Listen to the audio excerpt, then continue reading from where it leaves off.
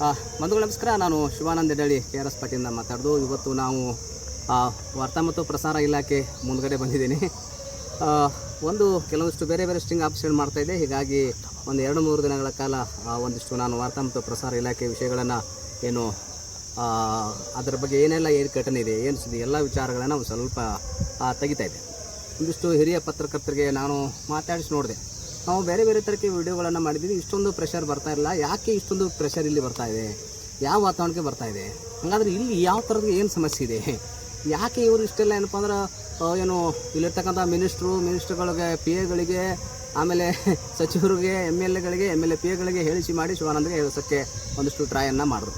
ಅವೆಲ್ಲ ರೆಕಾರ್ಡಿಂಗ್ ನನ್ನ ಕಡೆ ಇದ್ದಾವೆ. ಯಾಕೆ ಈ ಥರಕ್ಕೆ ಬಂತು? ವಾರ್ತಾ ಮತ್ತು ಪ್ರಸಾರ ಇಲಾಖೆಯಲ್ಲಿ ಯಾವ ಥರಕ್ಕೆ ಏನಾದರೂ ಹಗರಣ ಆದರೆ ಬರ್ಬೇಕಾ? ಈಗ ಸುಮ್ಮನೆ ಅಂತೂ ಬರೋದಿಲ್ಲ. ಹಾಗಾಗಿ ಏನಪ್ಪ ಅಂದ್ರೆ ಏನಿದೆ ಅಂತ ನಾನು ತೆಗೆದು ನೋಡಿದೆ. ಮೊನ್ನೆ ದಿನ ಏನಪ್ಪ ಅಂದ್ರೆ ಒಂದು ವಿಡಿಯೋ ಮಾಡಿದ ಸಂದರ್ಭದಲ್ಲಿ ಮೊನ್ನೆ ದಿನ ಇಲ್ಲಿ ನನಗೆ ಹೇಳಿದಾರಲ್ಲ, ಮೊನ್ನೆ ದಿನ ಏನಂದರೆ ನಿಮ್ಮ ಮನೆಗೆ ಬರುತ್ತೇವೆ, ನಮ್ಮ ಮನೆಗೆ ಬರುತ್ತೇನೆ ಅನ್ನುವಂಥ ಒಂದು ಶಬ್ದವನ್ನು ಆಡಿದಂಥ ವ್ಯಕ್ತಿ ಯಾರು, ಏನು ಸುದ್ದಿ, ಅವನ ಹಿಂಬಾಲಕರು ಯಾರು, ಯಾರೆಲ್ಲ ಯಾಕೆ ಅನ್ನಿಸ್ತರು, ಯಾವ ಕಾರಣಕ್ಕೆ ಅನ್ನಿಸ್ತರು ಅನ್ನುವಂಥ ವಿಚಾರವನ್ನು ಇಟ್ಟುಕೊಂಡು ನಾನು ಏನು ಮಾಡಿದೆ ಅಂದರೆ ಅವ್ರ ಬಗ್ಗೆ ಒಂದಿಷ್ಟು ಮಾಹಿತಿಯನ್ನು ಕಲೆಕ್ಟ್ ಮಾಡ್ತೇನೆ. ಏನಾಗ್ತೈತೆ ಅಂದರೆ ಅವರ ಮನೆಯಲ್ಲಿನೇ ಅವನ ಪತ್ರಿಕೆಗಳು, ಅವನ ಕುಟುಂಬದಲ್ಲಿನೇ 4 ಪತ್ರಿಕೆಗಳು ಸ್ಥಳೀಯ ಪತ್ರಿಕೆಗಳು ಅವನ ಪತ್ರಿಕೆಗಳು. ಯಾಕಂದರೆ ಸರ್ಕಾರದ ಅಡ್ವರ್ಟೈಸ್ಮೆಂಟ್ಗಳನ್ನು ಸ್ಟೇಟ್ ಮತ್ತು ನ್ಯಾಷನಲ್ ಮಟ್ಟದಲ್ಲಿರ್ತಕ್ಕಂಥ ಪತ್ರಿಕೆಗಳಿಗೆ ಕೊಡಲ್ಲ, ಅವರು ಸ್ಥಳೀಯ ಪತ್ರಿಕೆಗಳಿಗೆ ಕೊಡ್ತಾರೆ, ಏನು ಜಾಹೀರಾತುಗಳನ್ನು. ಇವರೇನಪ್ಪ ಆ ಪತ್ರಿಕೆಗಳು ಏನಂದ್ರೆ ಪ್ರಿಂಟು ಕನಿಷ್ಠ ಏನಪ್ಪ ಅಂದ್ರೆ ಈ ಪತ್ರಿಕೆಗಳನ್ನು ಒಂದು 50ರಿಂದ 100 ಪತ್ರಿಕೆಗಳನ್ನ ಪ್ರಿಂಟ್ ಹಾಕ್ತಾರೆ. ಆದರೆ ಲೆಕ್ಕದಲ್ಲಿ ಹೇಗೆ ತೋರಿಸ್ತಾರೆ ಅಂದರೆ 10,000 ಹಂಚಿದೆ, 15,000 ಹಂಚಿದೆ. ಸರ್ಕಾರಕ್ಕೆ ಯಾವ GSTಯನ್ನು ಕಟ್ಟುವುದಿಲ್ಲ ಇವರು.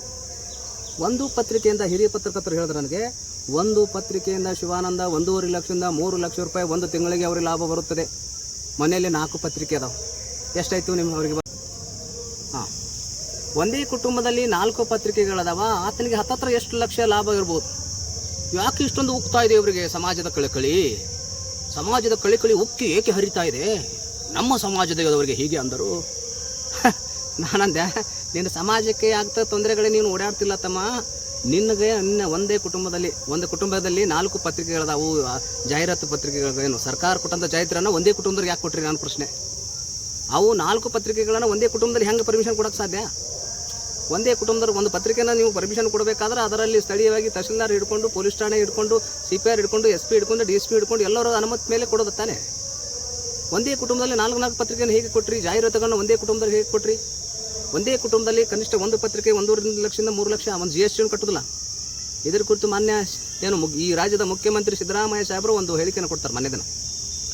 ನೀವು ಯಾರೂ ಪತ್ರಿಕೆಯೇ ಹಂಚೋದಿಲ್ಲ, ಲೋಕಲ್ ಪತ್ರಿಕೆ ಇರ್ತಾವಲ್ಲ, ಯಾರು ಓದ್ಲಾರ ಪತ್ರಿಕೆ ಅದಾವೆ ನೋಡ್ರಿ ನೀವು. ಇಲಾಖೆಗೆ 1-2 ಪತ್ರಿಕೆ ಓದಂಗೆ ಮಾಡ್ತಾರೆ, ಒಂದು 20-30 ಪ್ರಿಂಟ್ ಮಾಡ್ತಾರೆ, ಒಗದಂಗೆ ಮಾಡ್ತಾರೆ. ಅಲ್ಲಿ ಲೆಕ್ಕದಲ್ಲಿ ಏನು ತೋರಿಸೋದಂದ್ರೆ 10,000 ಹಂಚಿದೆ, 15,000 ಹಂಚಿದೆ. ಬಿಲ್ ಮಾತ್ರ ಇಟ್ಟಾಗಲ್ಲ.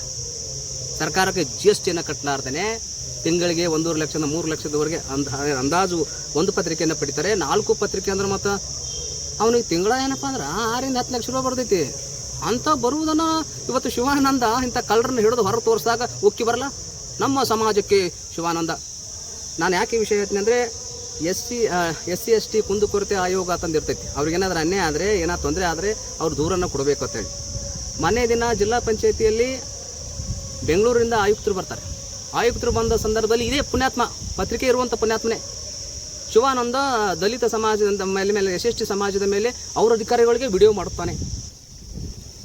ತಮ್ಮನ ಎಲ್ಲ ಸಮಾಜದ ಮಾಡಿ ನೀನು ತ್ರಾಸಾಗಿದ್ದು ಸಮಾಜದೆಲ್ಲ ತ್ರಾಸ.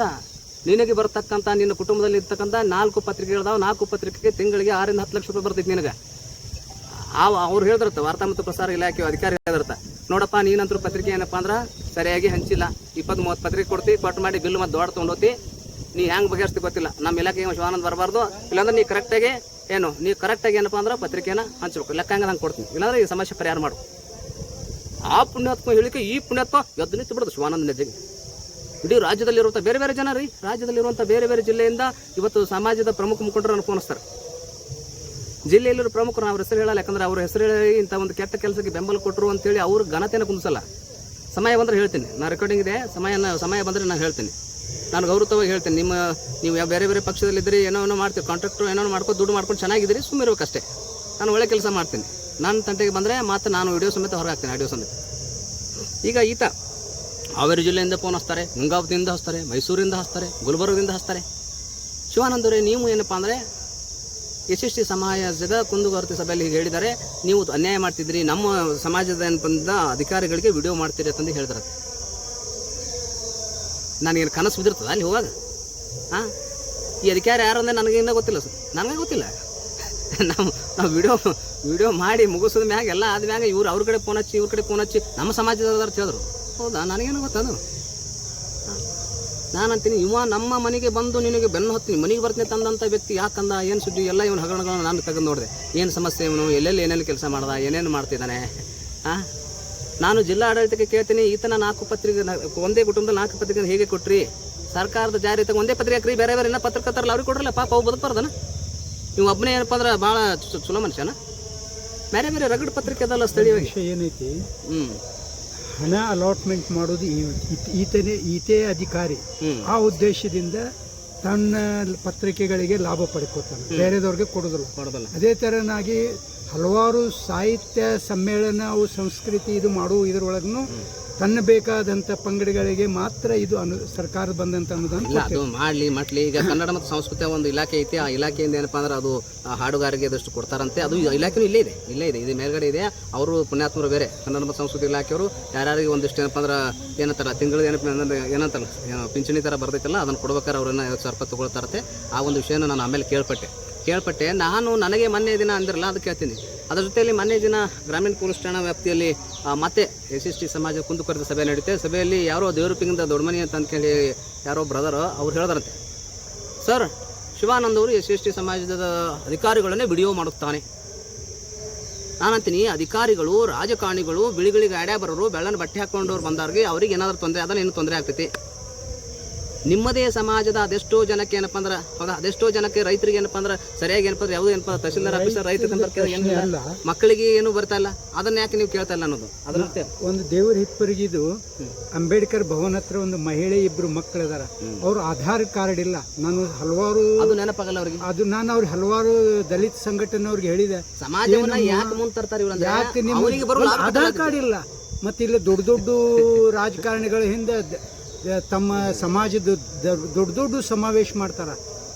ಆ ವ್ಯಕ್ತಿ ನನ್ನ ಜೊತೆ ಅಲ್ಲಮೀನೊಳಗೆ ಅಡ್ಮಿಟ್ ಇದ್ರು. ಆಧಾರ್ ಕಾರ್ಡ್ ಇಲ್ಲ ಮಹಿಳೆದು. ಇದು ಸರ್ಕಾರದ ಯಾವುದೂ ಲಾಭ ಇಲ್ಲ ಇವರಿಗೆ. ಹೇಗೆಂದ್ರೆ ತನಗೆ ಬರುವಂತ ತಿಂಗಳಿಗೆ ತನಗೆ ಬರುವಂತ 6 ರಿಂದ 8 ಲಕ್ಷ ರೂಪಾಯಿ ಇದೆಲ್ಲ ಅದು ಕಟ್ಟಾಗ್ತಿದೆ. ಆ ತ್ರಾಸಿಗೆ ಇದು ಸಮಾಜವನ್ನು ತಂದು ಹೋಗಿಸ್ತದೆ, ಬೇರೆ ಏನು ವಿಚಾರ ಇಲ್ಲ. ಹೌದಾ, ಇದು ಫ್ಯಾಕ್ಟ್ ಇರುವಂಥದ್ದು. ಯಾಕೆಂದರೆ ನೀವು ಎಲ್ಲ ನನಗೆ ಗೊತ್ತಾಗಿ ಹೇಳ್ಬಾರ್ದದ. ಏನಪ್ಪ ಅಂದ್ರೆ ಮಾನ್ಯ ನಾನು ಇಲ್ಲಿ ಇರ್ತಕ್ಕಂಥ ಸಚಿವರಿಗೆ ನೇರವಾಗಿ ನಾನು ಫೋನ್ ಹಚ್ಚಿ ಮಾತಾಡ್ತೀನಿ. ನಿಮ್ಮ ಹೆಸರನ್ನು ಬಳಕೆ ಮಾಡಿಕೊಂಡು ಕೆಳಗಿನವರು ಈ ಥರಕ್ಕೆಲ್ಲ ಮಾಡ್ತಿದ್ದಾರೆ, ಮತ್ತು ನಿಮ್ಮ ಹೆಸರನ್ನು ನಮ್ಮ ಮಾಧ್ಯಮದಲ್ಲಿ ಹೇಳಲಿ, ಸಮಯ ನಾನು ಹೇಳಬಾರ್ದು ಅಂತೇಳಿ. ಯಾಕಂದ್ರೆ ನಾಳೆ ನೀವು ಒಂದಿಷ್ಟು ಈ ರಾಜ್ಯದಲ್ಲಿ ಒಂದಿಷ್ಟು ಈ ಭಾಗದಲ್ಲಿ ಒಂದಿಷ್ಟು ಒಳ್ಳೆಯ ಏನು ದೊಡ್ಡ ಸ್ಥಾನಕ್ಕೆ ಹೋಗೋರಿದ್ದೀರಿ, ನಿಮ್ಮ ಬಗ್ಗೆ ಗೌರವ ಇದೆ. ನಿಮ್ಮ ಕೆಳಂತದವರು ನಿಮ್ಮ ಹೆಸರು ಹೇಳ್ಕೊಂಡು ನನಗೆ ಫೋನ್ ಹಚ್ಚೋದು ಮಾಡೋದೆಲ್ಲ ಮಾಡ್ತಿದ್ದಾರೆ. ಅದಕ್ಕೆ ಏನೋ ಕೇಸ್ ಹಾಕ್ತೀನಿ ಮಾಡ್ತೀನಿ, ಏನೋ ಕೇಸನ್ನು ನಾನು ನೋಡೋರು ಕೇಸ್ಗಳ ಕೇಸ್ ಹಾಕ್ರಿ. ಅವು ಕೇಸ್ ಹಾಕ್ತೀನಿ ಅಂತ ಭಯ ಹುಟ್ಟಿಸ್ಬಾರ. ಯಾಕಂದ್ರೆ ಪೊಲೀಸ್ ಠಾಣೆಗಳು ನಮ್ಮವು, ಅಲ್ಲಿರೋ ಅಧಿಕಾರಿಗಳು ನಮ್ಮವರೇ, ಜೈಲುಗಳು ನಮ್ಮವ್ರೇ, ಜೈಲುಗಳು ನಮ್ಮವು ಅದಾವು, ನಮಗೋಸ್ಕರ ಇರುವಂಥದ್ದು. ಜೈಲುಗಳನ್ನು ನಾವೇ ಮಾಡ್ಕೊಂಡಿದ್ದು. ಪೊಲೀಸ್ ಠಾಣೆಗಳು ನಮ್ಮವೇ ಅದಾವ, ಅಧಿಕಾರಿಗಳು ನಮ್ಮವ್ರು ಅದಾರ, ತನಿಖೆ ನಮ್ಮದೇ ಆಗ್ತೈತಿ. ಅವ್ಯಾವು ಎಲ್ಲಿ ಪಾಕಿಸ್ತಾನದಿದ್ದೀವಲ್ಲ ನೋಡ್ರಿ. ಹೌದಾ, ಕಾನೂನು ಮೂಲಕ ನಡೆಯುವಂಥ ವಿಚಾರ. ನೀವು ಸಮಾಜವನ್ನು ಎಳೆದು ಯಾಕೆ ತರ್ತಿದ್ರಂದರೆ ನಿಮಗೆ ಆಗ್ತಕ್ಕಂಥ ಲಾಭ ಇದೆಯಲ್ಲ, ಆ ಲಾಭಾಂಶ ಕಡಿಮೆ ಆಗ್ತಿದೆ. ಕರ್ನಾಟಕದಲ್ಲಿರ್ತಕ್ಕಂಥ ಪ್ರತಿಯೊಬ್ಬ ಅಣ್ಣತಮ್ಮರಿಗೆ SST ಸಮಾಜದ ಅಣ್ಣತಮ್ಮರಿಗೆ ಕೈ ಮುಗಿದು ಕೇಳ್ತೀನಿ, ಇಂಥ ಜನತೆ ಏನಪ್ಪ ಅಂದ್ರೆ ಸಮಾಜವನ್ನು ಬಳಕೆ ಮಾಡಿಕೊಂಡ್ರು ಅವರು ಲಾಭವನ್ನು ಮಾಡ್ಕೋತಾರೆ. ನಮ್ಮಲ್ಲಿ ಕೈ ಮುಗಿತೀನಿ. ಸಮಾಜದ ಬಗ್ಗೆ ನನಗೆ ಅತ್ಯಂತ ಕನಿಕರ ಇದೆ, ಕಳವಳಿ ಇದೆ. ನಾನು ಎಲ್ಲ ಯಾಕಂದ್ರೆ ನಾನು PUC ಫಸ್ಟ್ ರ್ಯಾಂಕ್ ಬಂದಾಗ ಇಂಡಿಯಲ್ಲಿ ಬಟ್ಟೆ ಹಾಕೊಳ್ಳೋಕಿರಲಿಲ್ಲ. ಇದೇ ಶಿರ್ಷಾಡದ ಏನಪ್ಪ ಅಂದ್ರೆ ಅವರು ಮನೋಜ್ ಅಂತ ಹೇಳಿ ನನ್ನ ಬಟ್ಟಿಲ್ಲ. ನಾನು ಏನಪ್ಪ ಅಂದ್ರೆ ರಂಜಾನ್ ದರ್ಗವರು ಅವತ್ತು ಪ್ರಶಸ್ತಿ ಕೊಡ್ತಾರೆ ನನಗೆ ಆ ಸಮಯದಲ್ಲಿ ಫಸ್ಟ್ ಬಂದಾಗ. ನನ್ನ ಮ್ಯಾಗಿನ ಶರ್ಟ್ ಐತಲ್ಲ, ಕರಿ ಶರ್ಟ್, ಆ ಶರ್ಟ್ ಐತೆ, ನಾನು ಹಾಕಿ ಅಪ್ಲೋಡ್ ಮಾಡ್ತೀನಿ ಫೋಟೋ. ಆ ಬಟ್ಟೆ ನನಗೆ ಎಳ್ಯಾಕೆ ಕೊಟ್ಟಿದ್ದು ಹಾಸ್ಟೆಲ್ದಾಗ, ನಾನು ಬಟ್ಟೆ ಹರಿದಕ್ಕೆ. ನಾವು KS ಓದೋ ಸಂದರ್ಭದಲ್ಲಿ ಎಷ್ಟೋ ನನಗೆ ಹೇಳ್ಯಾರ ಹಾಸ್ಟೆಲ್ದಾಗ ಅಂತ ಇಟ್ಕೊಂಡು ಅವರು ರೂಮ್ನಾಗ ಇಟ್ಕೊಂಡು ನಾನು ಓದಿಸಿದ್ದಾರೆ. ಅವ್ರ ಪುಣ್ಯದ ಋಣದಲ್ಲಿ ನಾನು ಇದ್ದೀನಿ. ಇವರು ತಂದು ಏನಪ್ಪ ತಮ್ಮ ಸ್ವಾರ್ಥಕ್ಕಾಗಿ ಸಮಾಜವನ್ನು ಎಳೆದು ತರ್ತಿದ್ದಾರೆ. ಹಾಗಾಗಿ ಎಲ್ಲ ದಲಿತ ಸಮಾಜಕ್ಕೆ ನಾನು ಯಾವತ್ತೂ ಏನಪ್ಪ ಅಂದ್ರೆ ತಪ್ಪು ಮಾಡಿಲ್ಲ. ತಪ್ಪು ಒಂದೇ ಶಬ್ದ ಮಾಡಿದ್ರು ನಾನು ನಿಮ್ಮಲ್ಲಿ ಕ್ಷಮೆ ಕೋರ್ತೀನಿ. ನಾನು ತಪ್ಪು ಮಾಡಿದ್ರೆ ನಾನು ಕ್ಷಮೆ ಕೊಡ್ತೀನಿ. ಯಾಕಂದ್ರೆ ಇನ್ನೂ ಇವ್ರಿಗೆ ಯಾಕೆ ಅವ್ರ ಜೊತೆ ಒಡನಾಡಿಯಾಗಿ ಬೆರೆತು ಹೋಗಿದ್ದೀನಿ ಸಾಕಷ್ಟು. ಈಗ ಗ್ರಾಮೀಣ ಸ್ಟೇಷನ್ದಲ್ಲಿ ಮನೆ ನಡೀತಿತ್ತು, ಕುಂದುಕೊರತೆ ಸಭೆ ನಡೀತಿತ್ತು ರೀ. ದೇವ್ರಪಿಂದ ಯಾರೋ ಬ್ರದರ್ ಒಬ್ಬರು ಯಾರೋ ದೊಡ್ಡ ಮನೆ ಅಂತ ಹೇಳಿದ್ರು, ಶಿವಾನಂದರು ವಿಡಿಯೋ ಮಾಡ್ತಾರೆ ಅಂದಾಗ ಅಲ್ಲಿ ಸೇರಿದಂಥ ಬಹುತೇಕ ಏನು ದಲಿತ ಸಮಾಜದ ಮುಖಂಡರು ಬೈದಿರುತ್ತೆ ಅವನಿಗೆ. ಶಿವಾನಂದ ಎಲ್ಲರೂ ವಿಡಿಯೋ ಮಾಡ್ತಾನೆ ರೀ, ನೀವ್ಯಾಕೆ ಸುಳ್ಳು ಹೇಳ್ತೀರ ಪರತ್? ಇದು ನಾನು ಅಲ್ಲಿ ಹೇಳಿದ್ದು. ಅಲ್ಲಿ ಸೇರಿದಂಥ ಬಹುತೇಕ ದಲಿತ ಮುಖಂಡರು ಬೈದಿರತ್ತವರಿಗೆ ಅವ ಶಿವಾನಂದರು ಜಾತಿ ಭೇದ ಮನುಷ್ಯ ಮಾಡುವಂಥ ಮನುಷ್ಯ ಅಲ್ಲ, ಯಾವುದೇನು ಮಾಡ್ತಕ್ಕಂಥವಲ್ಲ, ನೀವು ಎಲ್ಲರೂ ಮಾಡ್ತಾರೆ ಅಂದಿರ್ತ. ಅದೇ ಸಮಯಕ್ಕೆ ಯಾರು DYSP ಸುಲ್ಪಿಯವರು ಇದ್ರಂತೆ. ಸುಲ್ಪಿಯವರು ಅಂದ್ರೆ ಒಂದು ಮಾತನ್ನು ಹೇಳಿದ್ರಂತೆ, ಇಲ್ಲ ಅಧಿಕಾರಿ ತಪ್ಪು ಮಾಡದೇ ಇದ್ದ ಹೊತ್ತಿನಲ್ಲಿ ಅವರು ಅಂಜೋ ಅವಶ್ಯಕತೆ ಏನಿದೆ. ನಾನು ಖುಷಿ ಆಯ್ತು, ಯಾಕಂದರೆ ನಾನು ಅವರಿಗೆ ಸುಲ್ಪಿ ಅವರಿಗೆ ಅಭಿನಂದನೆ ಸಲ್ಲಿಸ್ತೀನಿ. ಯಾಕಂದರೆ ಅವರು ಕಡಾಖಂಡಿತ ಹೇಳಿದ್ರಂತೆ, ಅಧಿಕಾರಿ ನೀವು ಯಾವುದೇ ತಪ್ಪುಗಳನ್ನು ಮಾಡದೇ ಹೊತ್ತಿನಲ್ಲಿ ನೀವು ಯಾರಿಗೆ ಏಕೆ ಅನಿಸ್ತಿದ್ರಿ? ಅಧಿಕಾರಿ ತಪ್ಪು ಮಾಡ್ದಲ್ಲಿ ಆತನಿಗೆ ಭಯದಲ್ಲಿ ಇಟ್ಟೆಲ್ಲ ಓಡಾಡ್ತಿರ್ಬೇಕಲ್ಲ, ತಪ್ಪುಗಳನ್ನು ನೀವು ಮಾಡದೇ ಇದ್ದರೆ ನಿಮಗೆ ಅದ್ರ ಭಯ. ಅವರು ಆ ಮಾತನ್ನು ಹೇಳಿದ್ರಂತೆ. ಆಮೇಲೆ ಅಲ್ಲಿ ಕುಳಿತಂಥ ಬಹುತೇಕ ಎಲ್ಲ ಮುಖಂಡರು ನಾಯಕರು ಹೇಳಿದ್ರಂತೆ, ಇಲ್ಲ ಶಿವಾನಂದರು ಎಲ್ಲರಿಗೆ ವಿಡಿಯೋ ಮಾಡಿದ್ದಾರೆ, ನೀವು ಎಲ್ಲರಿಗೂ ವಿಡಿಯೋ ಮಾಡಿದ್ದಾರೆ, ತಪ್ಪಿಲ್ಲ ಕಾಣ್ತಾ ಹೋಗಿ ಮಾಡ್ತಿದ್ದಾರೆ ಅನ್ನೋಂಥ ವಿಚಾರವನ್ನು ಅವರು ಹೇಳಿದ್ರಂತೆ. ಹೀಗಾಗಿ ನಾನು ಗೌರವಾನ್ವಿತ ಇರ್ತಕ್ಕಂಥ ರಾಜ್ಯದ ಎಲ್ಲ ನನ್ನ ಏನು ಸಮಾಜ, ನನಗೆ ಯಾವ ಸಮಾಜ ಇಲ್ಲ, ಬಸವ ತತ್ವವನ್ನು ಬಸವ ಅಂಬೇಡ್ಕರ್ ತತ್ವದ ಮೇಲೆ ಸಾಕ್ತಾ ಇದ್ದವು ನಾವು, ಹೌದಾ? ಇವರು ತಮ್ಮ ಸ್ವಾರ್ಥಕ್ಕಾಗಿ ಏನಪ್ಪ ಅಂದ್ರೆ ಇವರು ಏನು ದಯವಿಟ್ಟು ಬೇರೆ ಥರಕ್ಕೆ ಅದನ್ನು ವಿಚಾರಗಳನ್ನು ತೊಗೊಂಡು ಹೋಗ್ತಿದ್ದಾರೆ.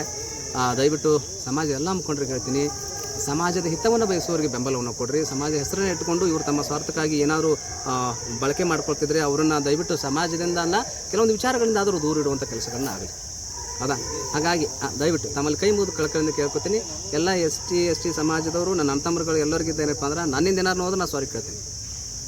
ನಿಮ್ಮ ಸಮಾಜದಲ್ಲಿ ಇರ್ತಕ್ಕಂಥ ಎಷ್ಟೋ ತರಹಂಥದ್ದು ಏನಪ್ಪ ಅಂದ್ರೆ ಜನರಿಗೆ ನೋವು ಆದಾಗ ನಾವು ಅಮೀದರು ಎಲ್ಲ ಹೋಗಿ ಎದ್ದು ನಿಂತ್ಕೊಂಡಿದ್ದೀವಿ. ಇವರು ಏನು ಮಾಡ್ತಾರೆ ಅಂದರೆ ತಮಗೆ ಬರತಕ್ಕಂಥ ಲಾಭಾಂಶ ಕಡಿಮೆ ಬಂದಿದೆ ಅನ್ನೋ ಉದ್ದೇಶಕ್ಕಾಗಿ ಇವತ್ತು ಏನು ಶಿವಾನಂದನ ಮೇಲೆ ಹೇಗಾದರೂ ಗೂಬೆ ಕುಣಿಸ್ಬೇಕು, ಶಿವಾನಂದನ ಹೋರಾಟಗಳನ್ನು ಅದುಂಬೇಕು, ಮತ್ತು ಬೇರೆ ಬೇರೆ ಥರಕ್ಕೆ ವಿಚಾರಗಳು ಅದಾವಂತ ನಾನು ಕೇಳ್ಪಟ್ಟೆ. ಹೀಗಾಗಿ ಇದು ಆಗಬಾರ್ದು. ಒಂದು ಒಳ್ಳೆಯ ನಾಡನ್ನು ಕಟ್ಟೋಣ, ಒಳ್ಳೆಯದು ವಿಚಾರಗಳನ್ನು ಕಟ್ಟೋಣ, ಹೌದಾ? ಇದಕ್ಕೆ ತಾವೆಲ್ಲ ಬೆಂಬಲವನ್ನು ಕೊಡಬೇಕು ತಂದು ನಾನು ವಿಜಯಪುರ ಜಿಲ್ಲೆ ಸೇರಿದಂಥ ರಾಜ್ಯದ ಎಲ್ಲ ಏನು ಮುಖಂಡರಲ್ಲಿ ಕೈ ಮುಗಿದು ಕೇಳ್ತೀನಿ. ದಯವಿಟ್ಟು ತಾವು ಒಳ್ಳೆಯದತನವನ್ನು ಬೆಂಬಲಿಸ್ರಿ ಅಂತೇಳಿ ನಮ್ಮಲ್ಲಿ ಕೇಳ್ಕೊತೀನಿ. ಎಲ್ಲರಿಗೂ ಒಳ್ಳೆಯದಲ್ಲಿ. ಶರಣಾರ್ಥಿ. ನಮಸ್ಕಾರ.